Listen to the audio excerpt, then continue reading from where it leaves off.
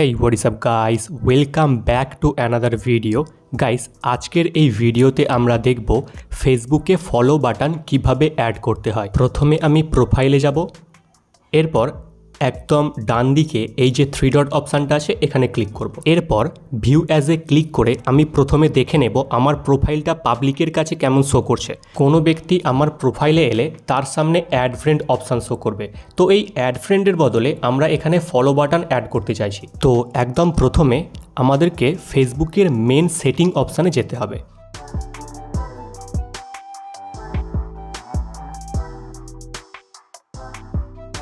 Settings and প্রাইভেসিতে আসার পর এখানে কিছু সেটিং আপনাদের অ্যাক্টিভেট করতে হবে। তো প্রথমে পোস্ট অপশানে আসবেন। পোস্ট অপশানে আসার পর এখানে এই যে অপশানটা আছে who can see your future post, এটা আপনি পাবলিক করবেন।